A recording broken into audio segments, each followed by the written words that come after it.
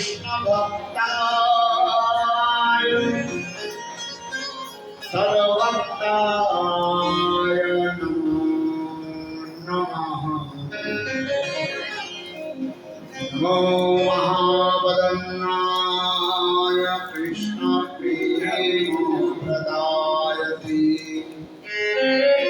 कृष्णाय कृष्ण चैतन्य नाम्ने गौरतिसे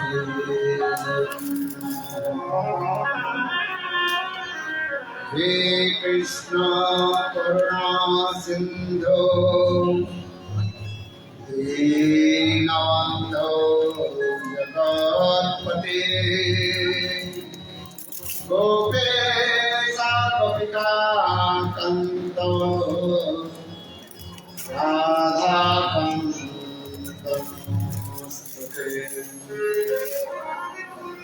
तप्त काञ्चन गौराङ्गी राधे वृन्दावनेश्वरी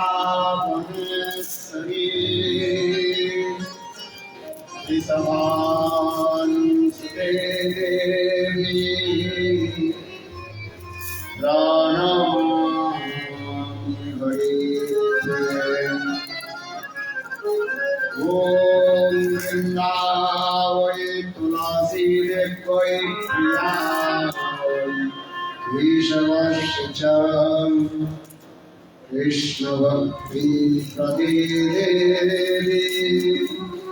सप्तभक्त्यै नमो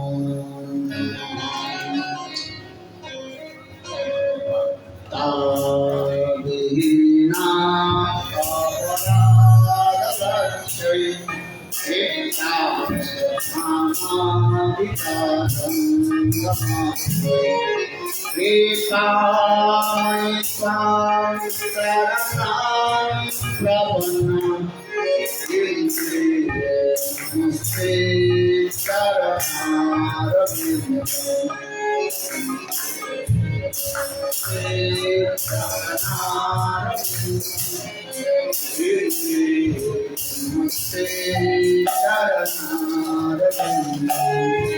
वृंदे नमस्ते चरणारविंदं वृंदे नमस्ते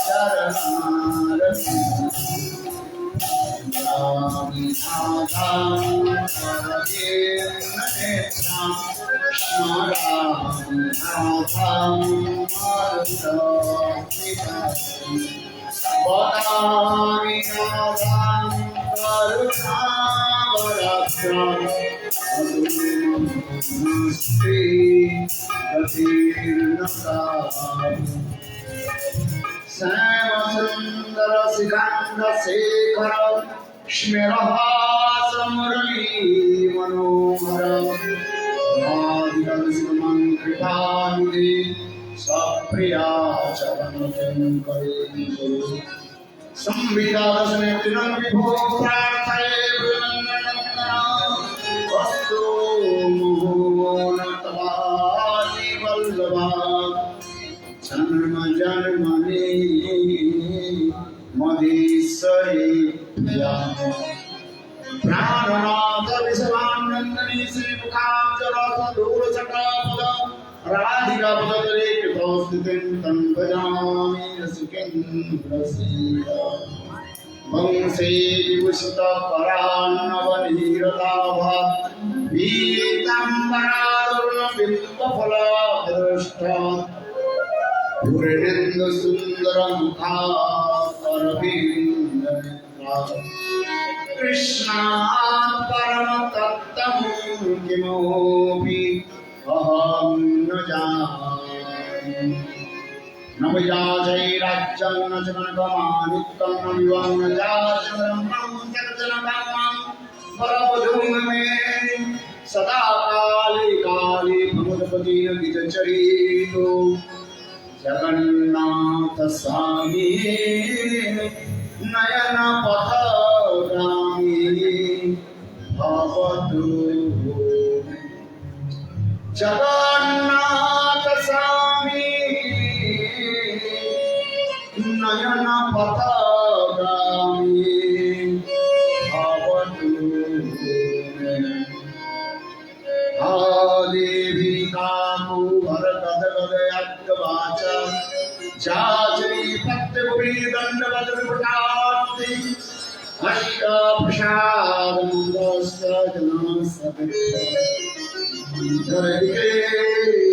लगने गणनान्विते अंगस्यामृगचटामन्दी कृतेन्द्री वनं जड्डं जातुप्रदर्शनं पट्टं परसस्रिया बिन्धारणडासमृदुसद्दां दिदामोदरं राधास्कन्दनिवीसुरच्चरो भुजां ध्यायं दामोदरम् तवैवास्मि न जीवामि त्वया विना ीकायते राधे तन्नयामि चरणाम्बुजे श्रीकृष्ण चैतन्य प्रभु नित्यानन्द श्री अद्वैत गदाधर श्रीवासदि श्री गौरभक्तवृन्द हरे कृष्णा कृष्णा कृष्णा हरे हरे हरे राम राम राम हरे हरे कृष्णा कृष्णा कृष्णा हरे हरे हरे राम राम राम हरे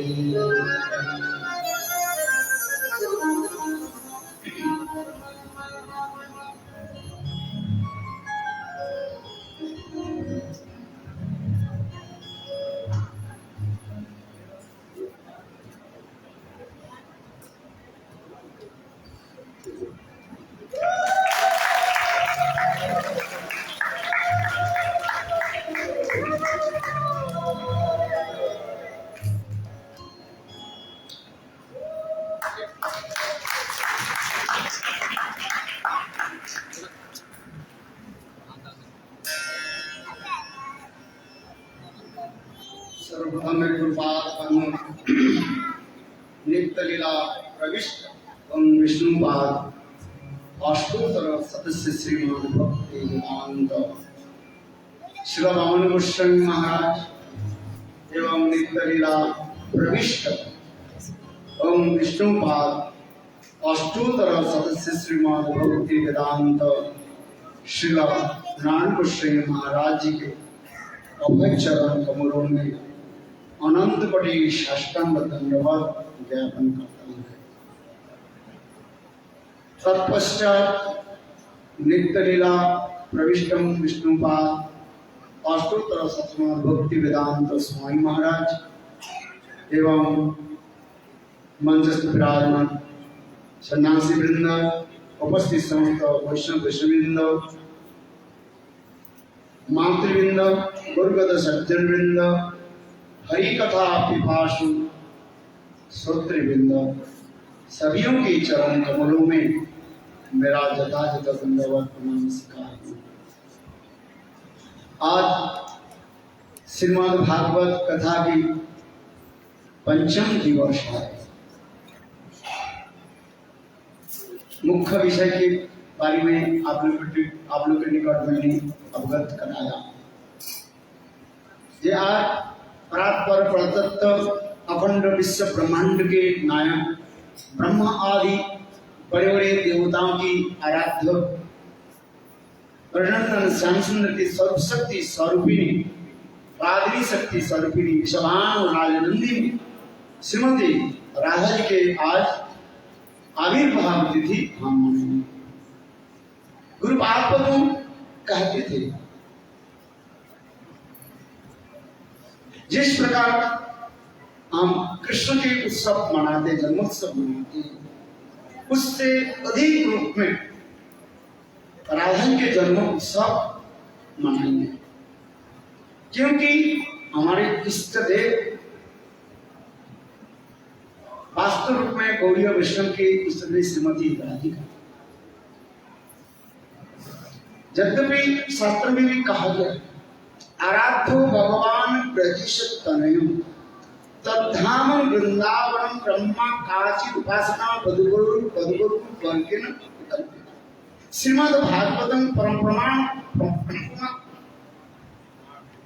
श्रीमद् भागवतम परम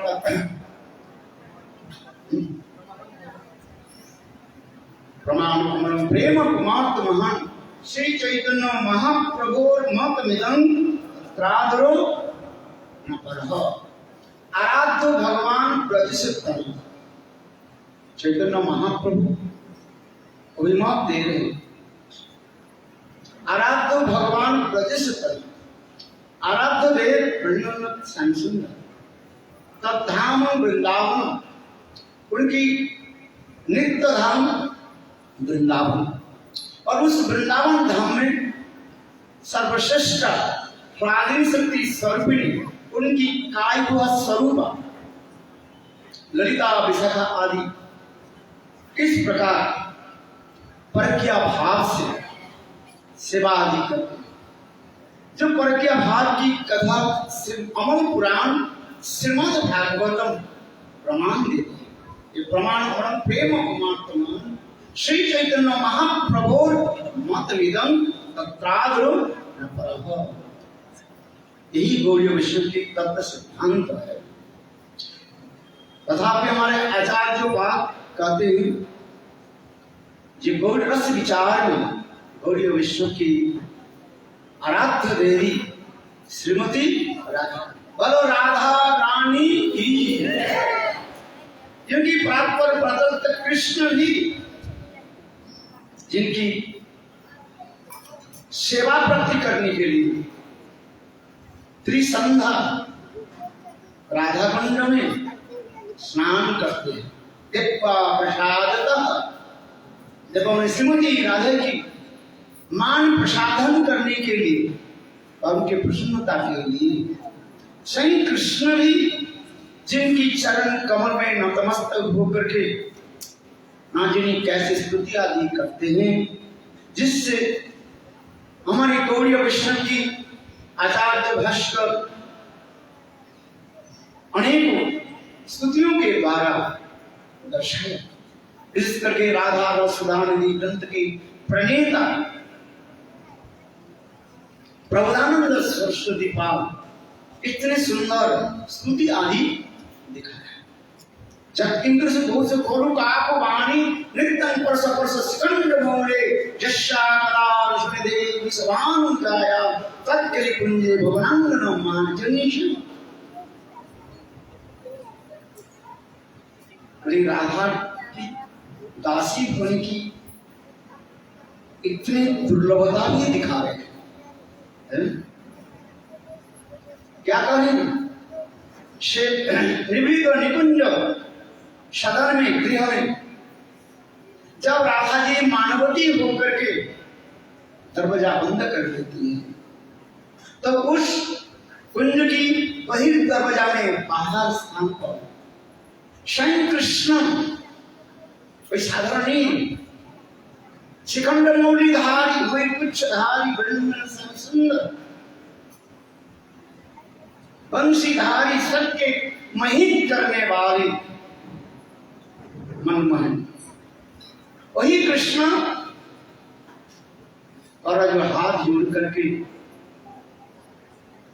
बाहर बहिर्द्वार में जो सखियां खड़ी हुई है उनकी चरण में नतमस्तक होकर के ना रगड़ते हुए गिड़गिड़ाते हुए और नाजिनी कैसे स्तुति आदि करते हैं। जत किंग्रिसु बहुसो खोलू काकु वाणी नित्यं परस परस सिकंद मोले जशा कलार सुनिधि विसवानु जाया वही विश्वानंदिनी श्रीमती राधा रानी की वह कुंज की ये झाड़ू की सीख सलाहकार सीख होकर के मेरा सेवा प्राप्ति हो तो मेरा जीवन सफल हो जाए ऐसी स्थिति आदि कर दिया।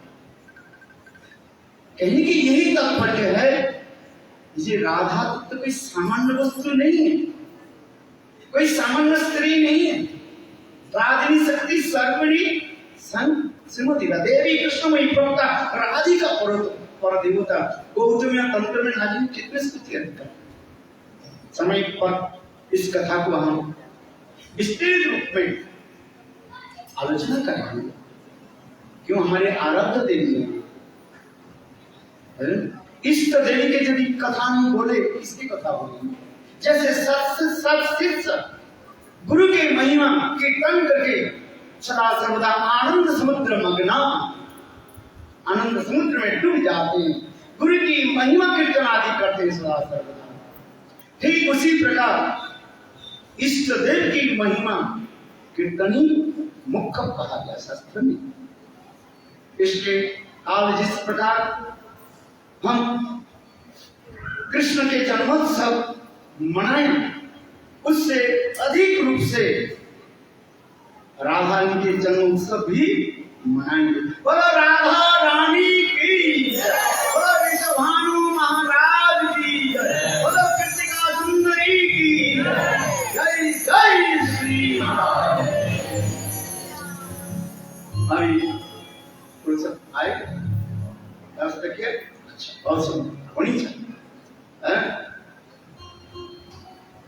कि कथा में हमें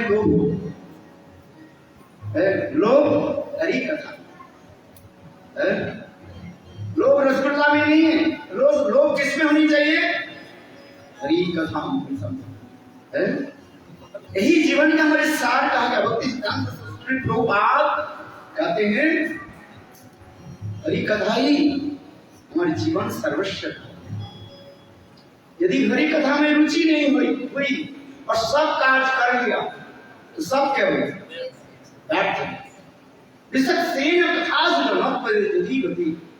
श्रम केवलम धर्म संस्कृत। यदि समस्त धर्म आपने पालन किया और भगवान की कथा में रुचि नहीं, चारी वर्णाश्रम में यदि कृष्ण नहीं भजे शस्य कर्म करिते सही नरके पड़े। चार वर्णीय और चार आश्रमी वर्णाश्रम धर्म पालन तो किया किंतु हरि भजन नहीं किया, हरि कथा में रुचि नहीं हुई। हरि कथा रुचि न हुई थे पंड हरि कथा में रुचि और विशेष करके आराध्य देव के प्रति हमें एक निष्ठा एकांतिक निष्ठा। कल हम लोगों ने श्रवण किया किस प्रकार स्वयं भगवान धराधाम में प्रकट हुए, कैसे लीला दी। गीता में भगवान जी कहते हैं जरा जरा ही धर्मस्य प्राण, जब जब असुर लोग धर्म के जय को दूषित कर देते हैं, असुरों की दमन करने के लिए और साधुओं की रक्षा करने के लिए भगवान इस धराधाम में प्रकट होते हैं। परित्राण साधनां विनाशाय च दुष्कृतं धर्म संस्थापनार्थाय संभवामि कीर्ति। युग युग में भगवान इस संसार में अपने परिकरों के साथ प्रकट होते हैं और दुराचारी दुष्ट व्यक्ति की जय असुरों के निधन करते हैं और साधुओं की जय रक्षा भी करते हैं और शुद्ध भक्त की जय अपनी लीला आदि दर्शन करा करके उनके आनंद प्रदान करते हैं। भक्त विनोदार्थ करोमि विविध क्रीड़ा। भगवान भी कहते हैं भक्त के आनंद प्रदान करने के लिए मैं समय समय पर इस संसार में अवतरित होकर के सबके आनंद भक्त विनोदार्थम करोमि विविध क्रीड़ा, लीला आदि करते हैं। कल हम लोग भी संक्षेप में श्रवण किया था ये किस प्रकार कृष्ण वसुदेव और देवकी के निकट चतुर्भुज दर्शन कराया कंस के कारागार में। ये सब कथा आप लोगों ने श्रवण किया। और इसके पश्चात स्वयं भगवान ही देवकी और वसुदेव की भी स्मरण दिलाया। हे देवकी वसुदेव, मैं आप लोगों की वही आराध्य देव हूं। ये 3 जन्मों के लिए आप लोगों के निकट मैंने वरदान प्रदान की वर दिया था। क्योंकि शास्त्र में लिखा गया, सप्त युग में कृष्ण और सुतपा भगवान विष्णु चतुर्भुजधारी विष्णु की आराधना करने, तपस्या करने लगे। हजारों साल तक तपस्या करने लगे। उससे भगवान प्रसन्न होकर के बोली, परम प्रिय वर्णन बोले। तब उस समय देवकी कृष्ण और सुतपा कहने लगे, प्रभु यदि प्रसन्न हो तो आपके भांति एक पुत्र हमें प्रदान करें। पुत्र की प्रार्थना की, आपके भांति, आप जैसे। उस समय भगवान श्री हरि विष्णु चतुर्भुजधारी भगवान कहने लगे, मेरे भांति तो संभव नहीं, एक वो हूं, मैं तो एक हूं और मेरे कोई बराबर नहीं, मैं असमर्थ तत्व हूं। मेरे बराबर भी कोई नहीं और मुझसे श्रेष्ठ भी कोई नहीं, असमर्थ तत्व।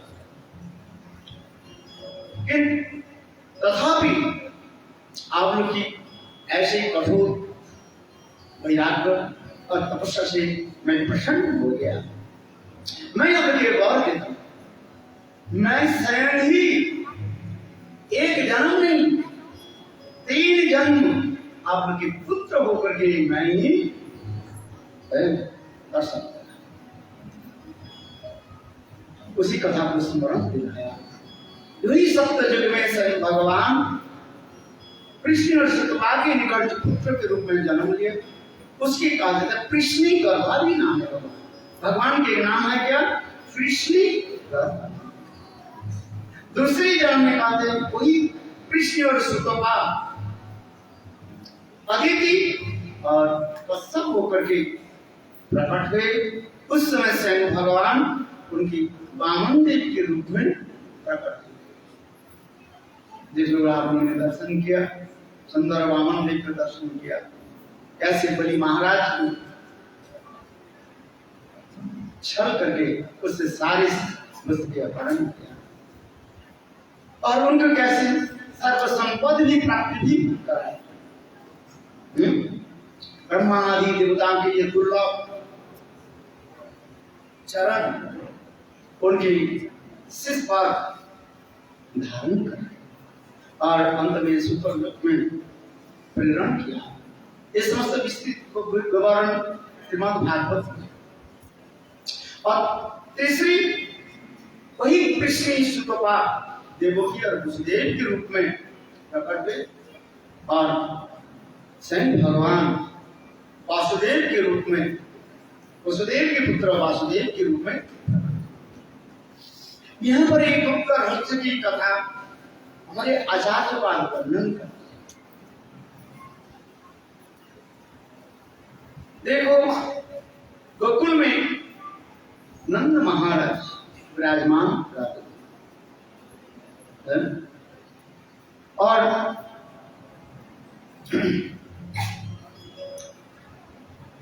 नंद गोकुल में उस समय की कथा है। ये ब्रज की शब्द कहा जाता है। ब्रजवती चलेती थी ब्रज, ब्रजनी चलमान। ये ब्रजवासी लोग एक क्षण में नहीं रहते थे क्योंकि इनकी उपजीविका यानी कार्य जो है पशुपालन करना। वैश्य जाति है। वैश्य जाति में 4 प्रकार की कहा जाता है। वैश्य में क्या होते हैं? न पशुपालन नहीं करते। नंद महाराज वैश्य है और वसुदेव महाराज एक क्षत्रिय। किंतु तथापि शास्त्र में लिखा गया ये नंद महाराज और वसुदेव महाराज के साथ ही मित्रता। इसलिए गर्ग संहिता में और पुराण में भी ऐसे लिखा गया, दे नामनी नंद भर्जा देवकी जसोदाश्च। नंद भर्जा के नंद महाराज की पत्नी जसोदा की जो है दो नाम था, देवकी और जसोदा। क्योंकि हमारे आचार्य पाद ऐसे सुंदर सूक्ष्मदर्शी है, वर्णन करते हैं जहां जहां पर देवकी शब्द प्रयोग किया गया, वास्तव में ये देवकी जो है वो जसोदा के लिए ही सूचित किया गया, जसोदा के लिए कहा। किंतु दूसरी लोग साधारण रूप में देवकी यानी वसुदेव महाराज की पत्नी देवकी के लिए ही कहा। देवकी सुतो अनेक शब्द ऐसे है, इसलिए कहते हैं ये जिस समय देवकी गर्भवती हुई, अर्थात वसुदेव महाराज की पत्नी देवकी गर्भवती हुई और उस समय नंद महाराज के भार्या जसोदा भी गर्भवती। ऐसे हरिवंश पुराण में भी वर्णन है, गर्ग संहिता, हरिवंश पुराण, अनेक पुराण में ये समस्त वर्णन है। इसलिए काल मैंने आप लोगों को थोड़ी संकेत दिया था। देवमुनि के दो पत्नियां थी, एक है क्षत्रिय वंश की पत्नी जिससे सुरसेन हुई, और सुरसेन के पुत्र हुए वसुदेव, और वसुदेव के पुत्र हुए कृष्ण। और इधर वैश्य कुल में जो हुए और उसके पर्जन्य के 5 पुत्र हुए उपानंद आदि से, उसमें तृतीय जो है नंद महाराज, और नंद महाराज के पुत्र हुए कृष्ण। इसी प्रकार आचार्य पाद ने बहुत सुंदर रूप में तत्व सिद्धांत के द्वारा स्थापन किया, और इसी भी प्रश्न दिखाया कि एक ही समय में देवकी और जसोदा संतान को जो है जान दिया, सुसुपते स्पष्टीकरण कर दिया। जिस समय वसुदेव महाराज के पत्नी देवकी संतान को जन्म दिया, और उसी समय ही नंद महाराज के पत्नी जसोदा भी संतान को जन्म दिया। किंतु यहाँ पर एक विचार के विषय है, मां जसोदा 2 संतान को जन्म दिया, वहां पर लिखा अनुजा शब्द लिखा, अर्थात मां जसोदा स्वयं कृष्ण के भी जन्म दिया, और साथ ही साथ एक कन्या यानी जोग मैया की भी जन्म। जिस कथा प्रसंग और काल हम लोग श्रवण कर रहे थे, कृष्ण के आदेश के अनुसार वसुदेव महाराज कृष्ण के जो जमुना पार करके गोकुल में नंदालय में लेकर गए। किंतु यहाँ पर एक आश्चर्य की विषय है, जब वसुदेव महाराज कृष्ण के जब नंदालय में लेकर खाए जसोदा की गर्भवती, तो उसमें जोग माया के प्रभाव से वसुदेव महाराज नंदनंदन कृष्ण के देख नहीं पाए, और केवल एक कन्या को देखा, और उन्होंने क्या कि सोचा मैं अपने पुत्र को मैं डालूंगा। यहां पर भी विचार देते हैं वास्तव रूप में, तो विचार देते हैं आचार्य के पास, जब वसुदेव महाराज जमुना के पार करके गोकुल की सीमा में आ गए, तो ठीक गोकुल के सीमा पहुंचने के साथ ही साथ वसुदेव पुत्र वासुदेव कृष्ण वहीं से अंतर्ध्यान हो गए, और जसोदानंदन उनके हाथ में, ये भी विचार देते हैं। किंतु वसुदेव महाराज सोच रहे हैं मैं अपने पुत्र की ही लेकर के जा रहा हूं, किंतु वास्तव रूप में नहीं, वो वहीं से ही अंतर्ध्यान है। और दूसरी एक उदाहरण देते हैं, जब वसुदेव महाराज जब लेकर के आए, तब वो वसुदेव महाराज के पुत्र नंद नंदन में ही समाये, ये भी विचार देते हैं। और फिर वो सोच रहे हैं ये मेरा ही पुत्र है, किंतु हमारे आचार्य पाक और एक सूक्ष्म विचार देते हैं, भगवान के 3 धाम के बारे में बताया। एक पूर्णतर और पूर्णतम धाम, द्वारिकापुरी पूर्ण धाम कहा जाता है, मथुरा पूर्णतर धाम कहा जाता है, और वृंदावन के कहा जाता है पूर्णतम धाम कहा जाता है। ये 3 धाम में भगवान सदा सर्वदा नित्य विराजमान होते हैं, जिससे शास्त्र सिद्धांत देते हैं वृंदावन परित्यज्य पादमेकं न गच्छति। वृंदावन के कृष्ण सदा सर्वदा वृंदावन में ही विराजमान है। द्वारकाधीश कृष्ण सदा सर्वदा द्वारिका में भी विराजमान है, और मथुराधीश कृष्ण मथुरा में ही विराजमान है, गदापति नहीं दिखाते। तथापि लोक लीला में, प्रकट लीला में लोगों के दिखाने के लिए जे कृष्ण गोकुल से वृंदावन धाम से मथुरा से द्वारका आदि जा रहे हैं, ये केवल लोगों के दिखाने के लिए ये जोग माया के एक अलौकिक क्रिया कहा जाता है। इनकी गौरी सिद्धांत अतीव सूक्ष्म है, बड़े बड़े पंडित लोग भी इसमें समझ नहीं पाते। गुरुपाद को इसको सुंदर रूप में वर्णन करते थे,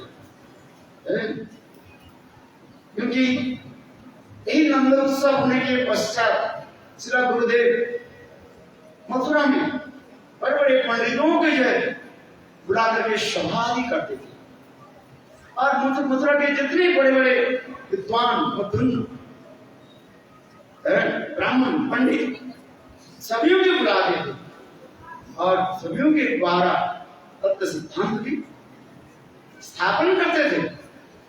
साधारण नहीं थी, क्योंकि भागवत की जो विषय वस्तु अतीव गुण कहा जाए, और अनेक प्रमाणों के द्वारा स्थापन करते थे विषय वस्तु। एक आविर्भाव और एक जन्म लीला, ये दोनों में अंतर दिखाया। भगवान कहीं से भी आविर्भाव में प्रकट हो सकते, जैसे ऋषि का देव कहां से प्रकट हुए? खंबे से, तो खंबे उनके माता पिता कहा जाए, भगवान कहीं से भी प्रकट हो सकता है, वो सर्वंतर्यामी है। महादेव भगवान कहां से प्रकट हुए? ब्रह्मा जी की नासिका, तो ब्रह्मा जी उनके पिता माना जाए, ऐसे नहीं। इसलिए आविर्भाव मथुरा में उनकी कहा गया आविर्भाव कहा जाता है, और गोकुल में उनकी जन्म लोकवत्व लीला कैवलम, स्वयं भगवान मनुष्य के भांति लीला प्रकट करते हैं। इसलिए गोकुल में उनकी जन्म लीला आदि दिखाई। जिस प्रकार प्राकृत शिशु साधारण बालक जैसे मातृगर्भ से जन्म लेते हैं, और माता के साथ नाड़ी के साथ उनके क्या होते हैं? चुप रहता है, जिसमें नाड़ी छेदन भी कहा गया है। और जब तक नाड़ी छेदन नहीं हो रहे तब तक शुचि रहता है, पवित्र रहता है। जब नाड़ी छेदन हो जाता है तब अपवित्र माना जाता है।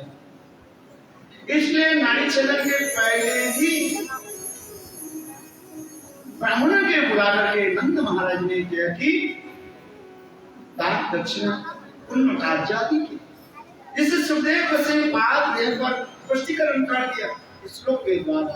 नंदस्तु आत्मज उत्पन्ने जातो आदो महामुने अवुण विप्राण वेद ज्ञान स्नातो सुचिरं कृतः।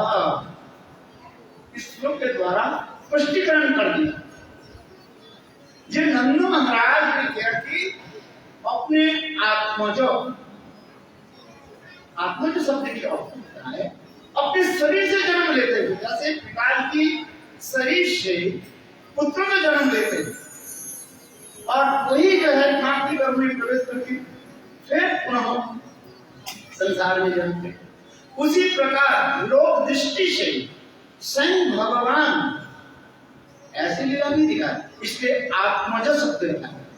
नंदस्तु आत्मज उत्पन्न जातो रागो महान। अत्यंत आपके प्रसन्न होकर के अपने पुत्र की जन्म उत्सव मनाने के लिए उन्होंने ने किया कि स्नान आदि करके ब्राह्मणों को बुलाया और ब्राह्मण के विधि अनुसार सस्ती वाचन आदि जितने प्रकार के पुण्य कर्म आदि जाकर संस्कार किया जाता है वो समस्त कराया और ब्राह्मणों के दान दक्षिणा दिया।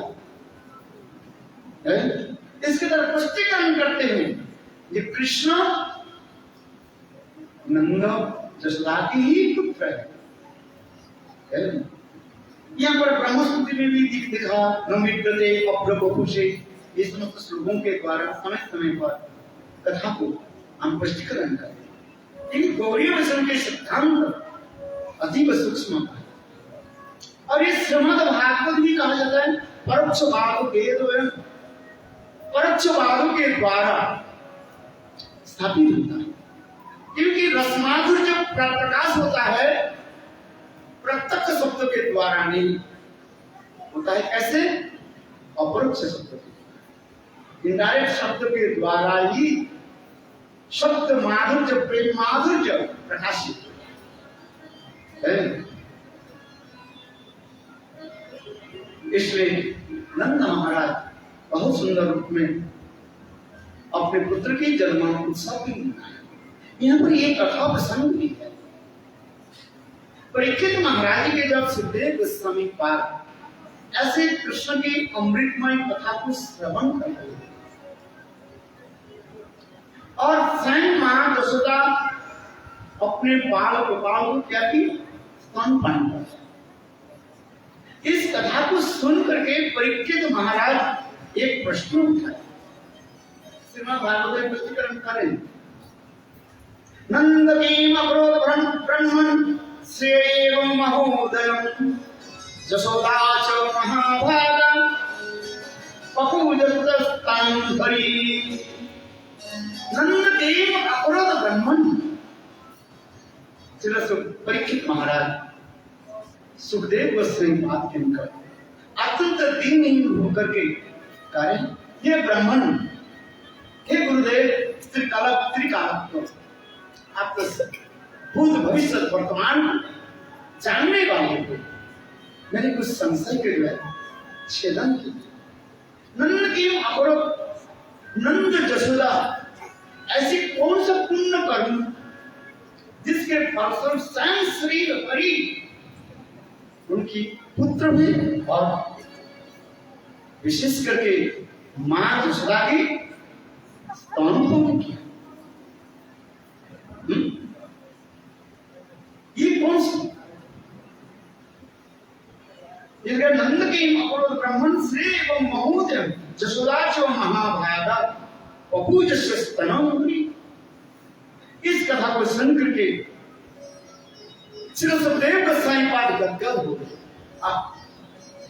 सुंदर कृष्ण उस समय उन्होंने भी एक उपाख्यान सुना, क्योंकि प्रश्न के अनुसार उत्तर जो है कुछ परोक्ष रूप में भी देते जाते। जब तक भी आप लोग ज्ञात है, आप लोग जानते हैं नंद यशोदा कृष्ण के है नित्य माता पिता है, इसमें कोई संशय नहीं है।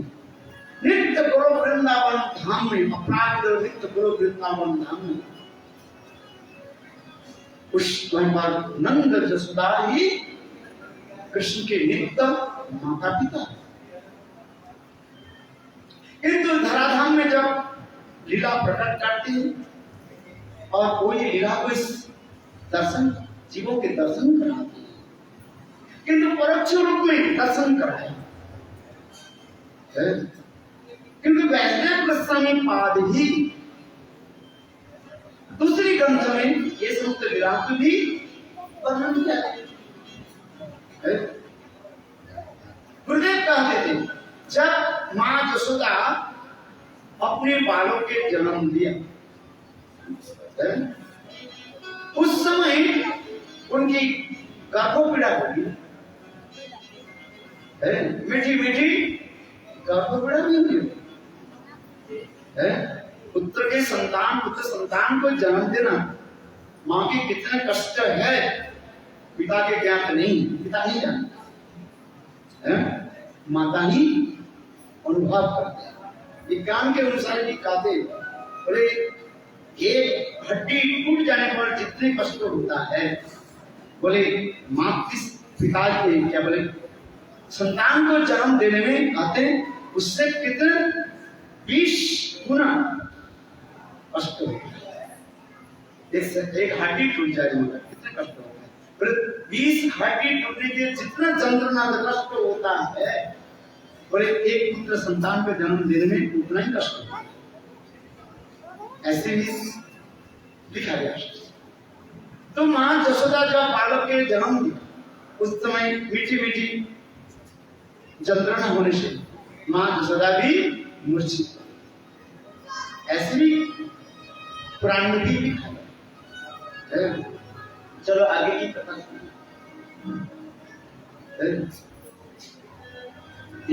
मां यशोदा की नित्य एक कृष्ण की नित्य माता पिता नंद यशोदा,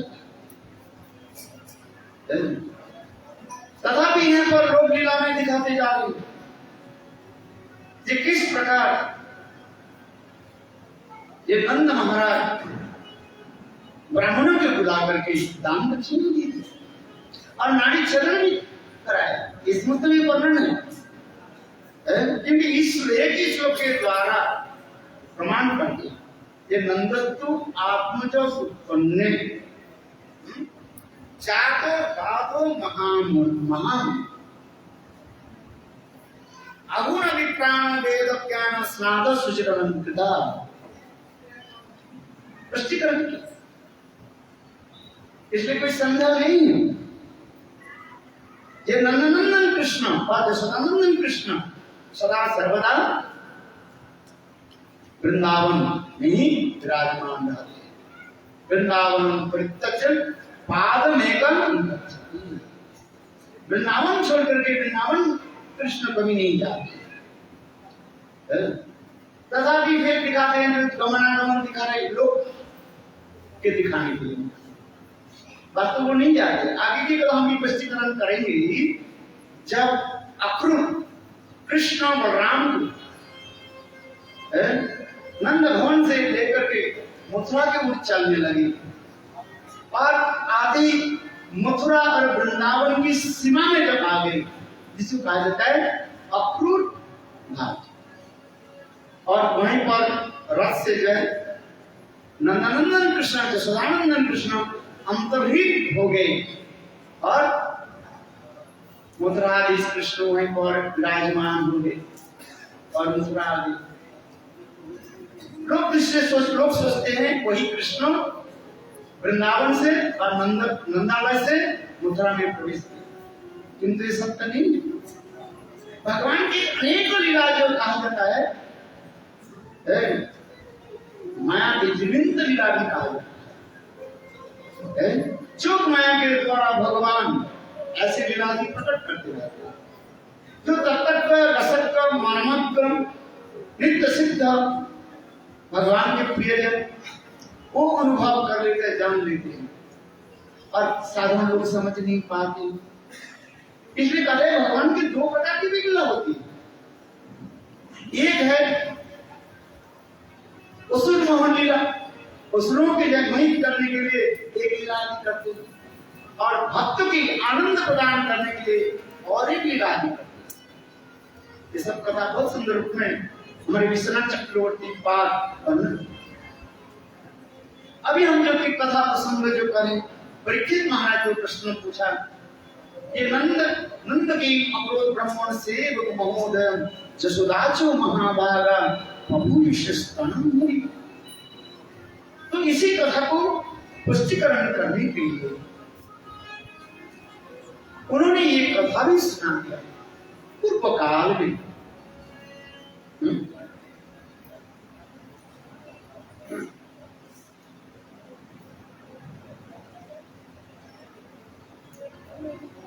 द्रोण और धरा नाम तो महात्मा पति पत्नी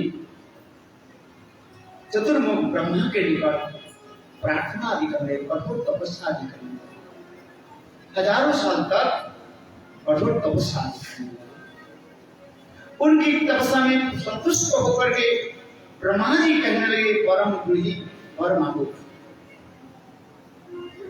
उस समय द्रोण धरा ब्रह्मा जी के निकट प्रार्थना की, प्रभु यदि हमारे प्रति प्रसन्न हो, भगवान के प्रति हमारे हृदय में वात्सल्य भाव प्रकट हो। उन्होंने पुत्र के लिए प्रार्थना नहीं किया, जैसे कृष्ण सुतपाल भगवान विष्णु की आराधना की और क्या प्रार्थना की, पुत्र के लिए, पुत्र माता। उन्होंने वात्सल्य भाव के नहीं बोला, बोले आपके भाव में पुत्र बोला। किंतु यह तो द्रोण धरा ने क्या की, ब्रह्मा के निकट वात्सल्य भाव, भगवान के प्रति हमारे वात्सल्य भाव को, और ब्रह्मा जी ने उनके कहा दिया एवं यह पर एक तत्व सिद्धांत देते हैं। ब्रह्मा जी के कहा जाता है, आधिकारिक के दर्श कहा जाता है, दस्तरस के कहा जाता है। तो ब्रह्मा जी कैसे वात्सल्य उसके हृदय में कैसे दे दें? आपके पास 100 रुपया हो तो जब मैं 100 रुपया मांगू तो 100 रुपया दे सकते हैं। यदि आपके पास 50 रुपया हो तो आप हमें कहां से 100 रुपया दे दें? अरे उधार कर देना शब्द नहीं है, ताकि लोग तो कह देंगे। किंतु ब्रह्मा जी दस्तरस के पत्र, वो भी आधिकारिक दस्तरस। तो ब्रह्मा जी कैसे दे दिए? जहां तुम्हारे हृदय में वात्सल्य रस, बोले यही जो है भगवान के लीला है संयोग में, ब्रह्मा जी के मुखारविंद में प्रकट होकर के आगे लीला को संपादन करने के लिए आशीर्वाद एवं चलो तुम्हारे हृदय में वात्सल्य सुख है।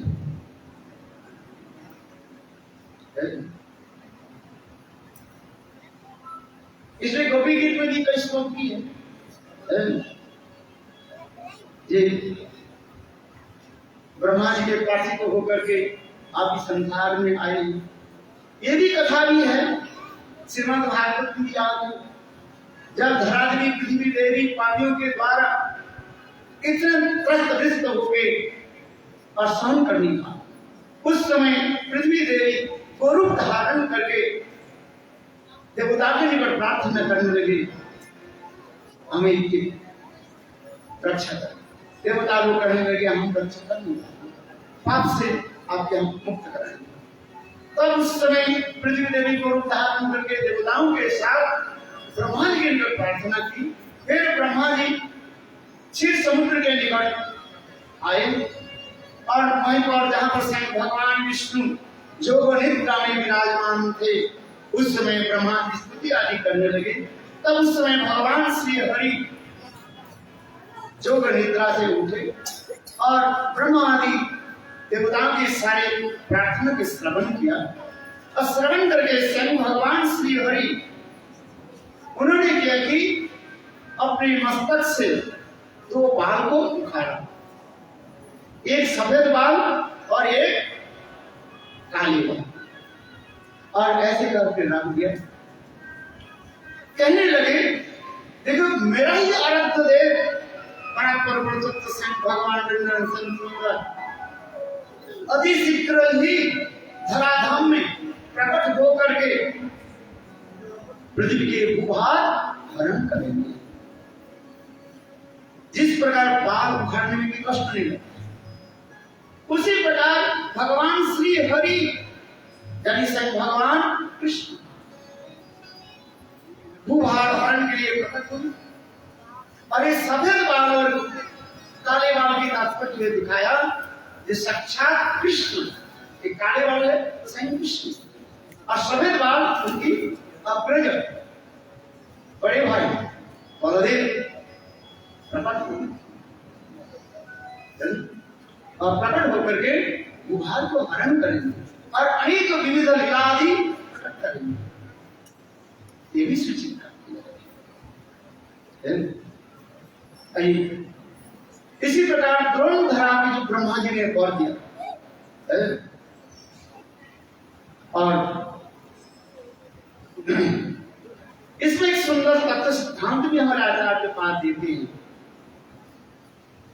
ये द्रोण धरा ने क्या वर्णन, ये भगवान के प्रति हमारा वात्सल्य भाव, अरे पुत्र संतान आदि जन्म नहीं करे तो वात्सल्य भाव नहीं हो सकता, और वात्सल्य भाव की और एक विशेष लक्षण भी हमारे आचार्य पाद वर्णन करते हैं।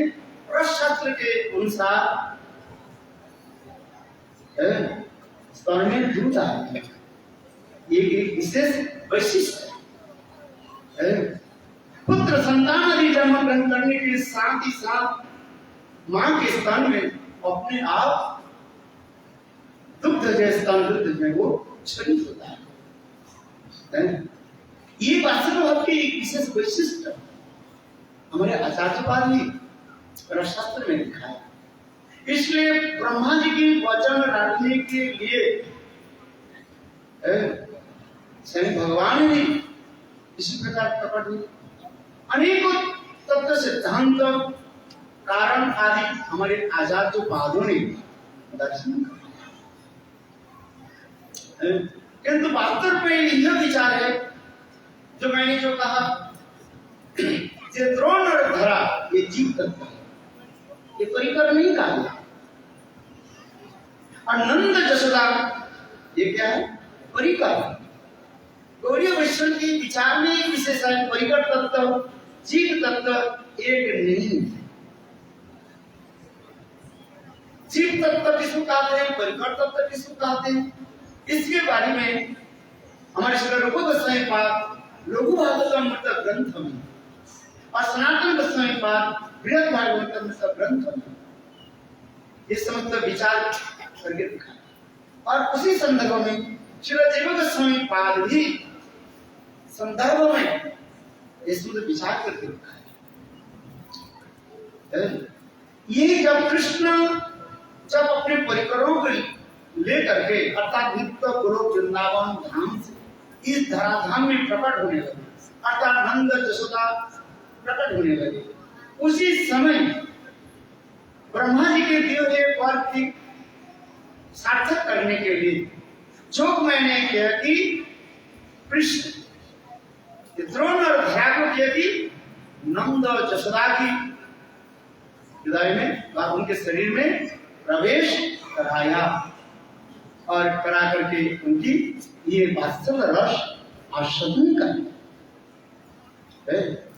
इसलिए ये समस्त अत्यंत गुण तात्पर्य हमारे आचार्य से पास दिखाया।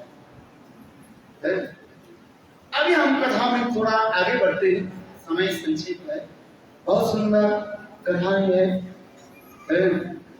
जो किस प्रकार नंद महाराज ब्रज में आनंद उत्सव मनाया, नंद की आनंद भयो जय कन्हैया लाल की काल नाटिका जो प्रस्तुत किया बहुत अच्छी लगा। सभी को तो लगे कि नहीं लगे, किसको अच्छे नहीं लगे हाथ उठाइए, सबके अच्छा लगे। किन लोग हाथ, जिन लोग अच्छी लगे हाथ उठाइए तो बोले वृंदावन बिहारी लाल की। हाँ, कभी प्रश्न जो करते हैं ना उसे समझ करके हाथ उठाए तो ठीक लगते, और नहीं प्रश्न ही समझ में नहीं आ गया, केवल पार्लियामेंट में हाथ उठा देते भाई। होता है ना, कुछ लोग होते हैं उनकी पार्लियामेंट में बुलाया जाता है, दल है ना, वो अपने दल को भारी करने के लिए हाथ उठा देते, बस उनका कोई काम नहीं, इलेक्शन में तो जिता देते और पार्लियामेंट में ले जाते हैं, और उनकी काम होता है क्या, पार्टी के काम होता है हम जो आइन पास करेंगे, लॉ पास करेंगे, तुम्हारा कुछ काम है, वो अच्छी हो बुरी हो वो देखना नहीं है, क्या करना है, हम जो कहेंगे वही करो, हाथ उठा समर्थन। समझते भले ही नीति ठीक हो और हम राजनीति में नहीं जाते क्यों तथापि जो है हाँ हाथ उठा दिया बस तब भारी करना और कुछ करना नहीं है तब भारी से बस तात्पर्य है इसमें करो भाई हाथ पहले प्रश्न के जो है समझ ले तो फिर हाथ भाई ठीक रहता नहीं तो पार्लियामेंट में बस जैसे मैंने कहा दल भारी करने के लिए हाथ उठाने का वो विचार करना नहीं जो हमारे दल के जो नेता जो कार्य हैं वो ठीक है और बाकी सब झूठ हाँ क्षमा करें धृष्टता के लिए। इधर काल हम लोग भी श्रवण किया जब उसदेव महाराज और जोग माया के लेकर का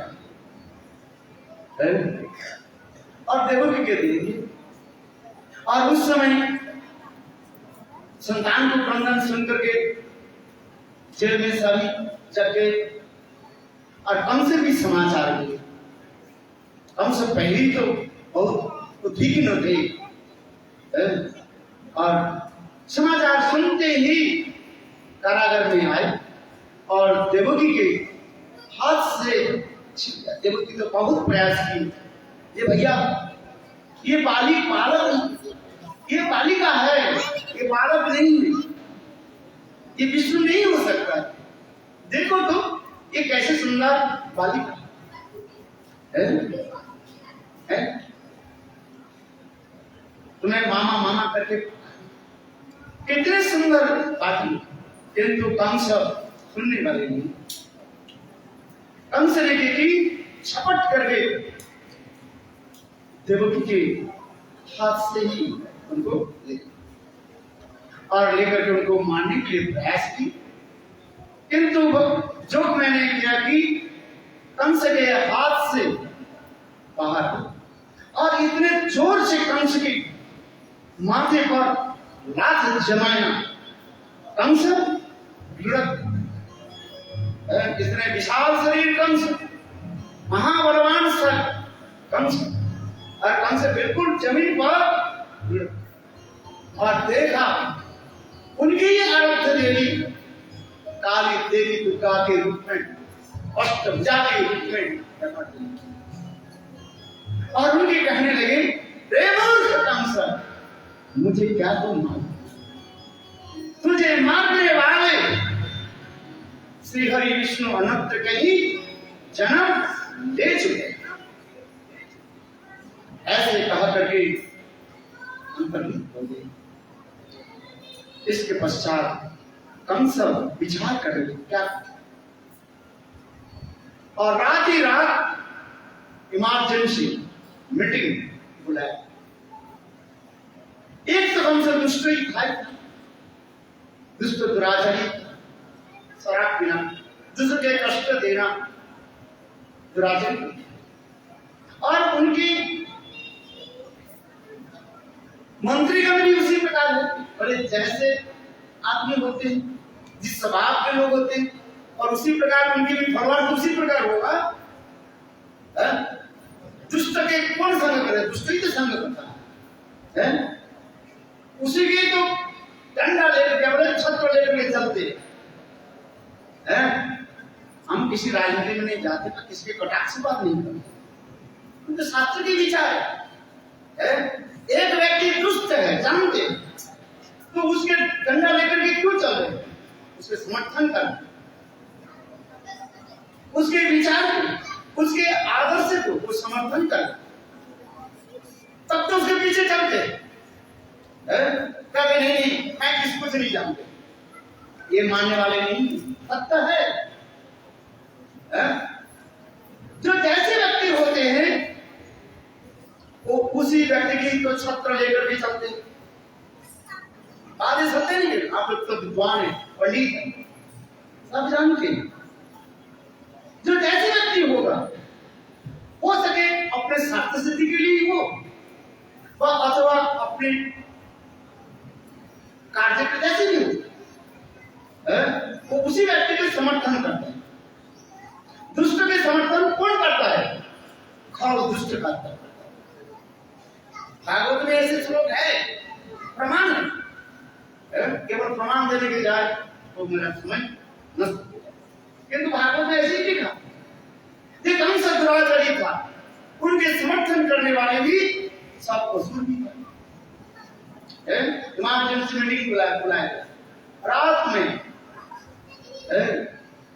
कम से कहने लगे समझते जो उनके सभा में कौन कौन थे, भागवत में वर्णन है, पुराण में वर्णन है। आज कोई संत महात्मा नहीं बुलाया, सब दुष्ट दुराचारी उनके संत देने वाले बुलाया रात में इमरजेंसी मीटिंग। बकासुर तिनावट से लेकर के पुतना से लेकर के जितने भी असुर थे, सारे असुरों की कंस बुलाए और सारे समाचार अपने करने क्या किया। और देखो दुष्ट व्यक्ति करते और भी ऐसे दुर्योधन दुशासन महाभारत में लिखा है, उनके साथ देने वाले कौन, ऐसे ही लोग कहीं अपराध न हो जाए जिसमें पितामह और द्रोणाचार्य, ये तो लीला करने के लिए उनके वास्तव में तो शांति कहीं शब्द में कहीं विकार ना हो जाए, गलती ना हो जाए, वो तो लीला संपादन करने के लिए होता है। किंतु यहाँ पर कंस की हम कथा बता रहे हैं, और उस सभा में कंस सारे ईसाई वस्तु को रखा। पर देखो हम जब विषय देते हैं तो विषय को बोलना चाहिए, उसके ऊपर बोलना चाहिए, और विषय छोड़ के कोई वस्तु बोले उसे कहा जाता है क्या, विषांतर कहा जाता है। पंडित समाज में आदरित नहीं होते, समझना। जिस विषय के बारे में आपने कहा उस विषय के ऊपर ही आपको बोलना पड़ेगा, नहीं तो आधा घंटा आप बोले हमारे विषय वस्तु कुछ नहीं। मैं कटाक्ष नहीं करता हूँ, हम लोग गुरुदेव के समय देखा, बड़े पंडित लोग भी बोलते थे ना, गुरुदेव को बोलते थे विषांतर हो रहे, जिस विषय दिया गया उस विषय पे बोलना पड़ेगा। नदी के बारे में आपकी ऐसे आगे लिखने के लिए आप प्रस्तुत करके गए बिल्ली, और तब क्या लिख दिया, जो विषय थे तो विषांतर हो जाता है उसमें।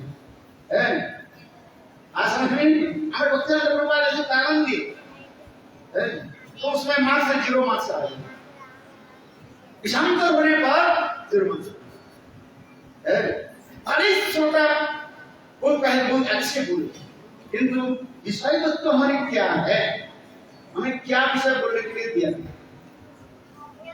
उसको ध्यान देते हुए भले आप इंट्रोडक्शन के रूप में कुछ भी बोले, किंतु विषय वस्तु के ऊपर ध्यान देना चाहिए। तो हमें कहने की तात्पर्य यह है, कंस ने विषय यह रखा ये मेरे आराध्य देवी कंकाली, कंस के आराध्य देवी के नाम करके कंकाली भी कहा था। आज तक भी मथुरा परिक्रमा करते हुए आप वो जाओगे जहां पर कंस की आराध्य देवी कंकाली, कंस की उपास्य देवी काली दुर्गा कंकाली है। और कंस भी ये विचार विषय रखा उस पार्लियामेंट में, बहुत सुंदर पार्लियामेंट है, सभा जो हुई मुस्लिम की सभा, जी मेरे देवी ने मुझे यह सूचित किया, जी मेरा जो है शत्रु अंतारक विष्णु है, कहीं ब्रज में हो कहीं जन्म दिया, मैं भाई हूं, आप लोग सलाह दीजिए क्या की जाए इस समय। उस समय देखो पुतना खड़ी हो गई, पुतना कहने लगी अरे भैया मैं ही रहती तुम्हारी चिंतित होने की क्या कारण है? अरे वो चलिया कहीं लोग जन्म ले कुछ भी करे, मैं चली जा, मैं छानबीन करके बैठ, यहां तक नहीं, आज से 10 दिन पहले जितने बालक जन्म लिया और इसके बाद 10 दिन आगे पीछे जितने बार जन्म सबको मैं क्या करती हूँ, मैं मार डालती हूँ। मेरा भी क्वालिफिकेशन अच्छी है? उतना की क्वालिफिकेशन क्या है? उतना बलघाती रुधिरासना। श्रीमद् भागवत में करें उतना कहती है, मेरे क्वालिफिकेशन सुनो, उतना बालघातिनी, छोटे छोटे बालक की जो है मारने वाली, रुधिरासना, और छोटे छोटे बच्चे को मार करके क्या करती है, सारे खून को पी लेती। ये उनके क्वालिफिकेशन, कोई चिंता नहीं, मैं चलती ना रहे बांस ना बजे बांस। आज से 10 दिन आगे पीछे जितने बार जन्म सबको मैं मानता हूं। किंतु यहाँ पर हमारे आचार्य टीकाकार वर्णन करते हैं, पूतना तो सर्वत्र भ्रमण कर दिया। देखो पूतना वास्तव रूप में कृष्ण की जन्म की आगे पीछे 10 दिन आगे पीछे जितने बालक जन्म है सबको मारा। मारा कौन बालक के मारा? सारे असुरों के बालक के मारा। जो मैं ऐसे प्रकाश प्रकट कर दिया, ऐसे भी विचार दिया गया इसलिए कहता पुतना बालघाती। फिर पुतना की कथा भागवत में जो वर्णन किया बहुत सुंदर रोचक करके इसमें सुखदेव गोस्वामी पाद परीक्षित महाराज ने भी श्रवण कराया, और हमारे टीकाकार भी बहुत सुंदर रूप में श्रवण कराया, वर्णन किया गया। कम से कहने लगे, देखो सर्वत्र तुम तो गए, किंतु ब्रज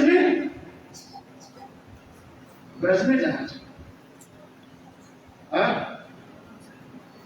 कंस की एक मन में एक भय था। क्या भय था?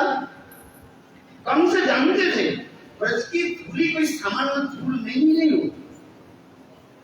क्योंकि कंस की एक अपना अनुभूति है, वो किसी को बताते नहीं थे। क्या अनुभूति था?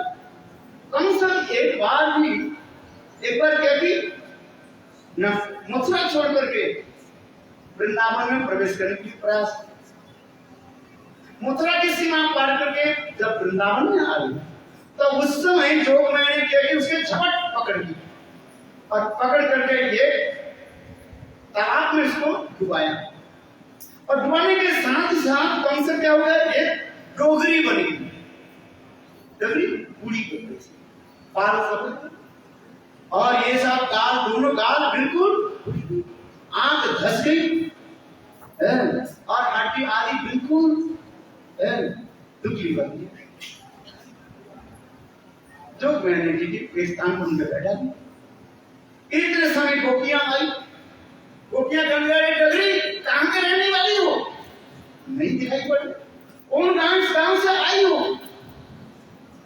भाई देखो, कौन से कोई बोल नहीं था। अरे तेरे कहां शादी हुई? हसन कौन है? तो बताओ, पति का नाम बताओ। तेरे ससुरालय कहां है? तेरे पितरालय कहां है? हमसे कुछ नहीं। उस समय सारी गोपियां ने देखी, और उसके पांव पकड़ करके इतने कुछ मारने लगे, कम से चिल्लाने लगे। इतने विशाल कम से शरीर, जिनके शरीर में 10,000 से अधिक हाथियों के बल है ना, कितने बलशाली कम, बिल्कुल निस्तेज, चिल्लाने लगे, जाओ जाओ।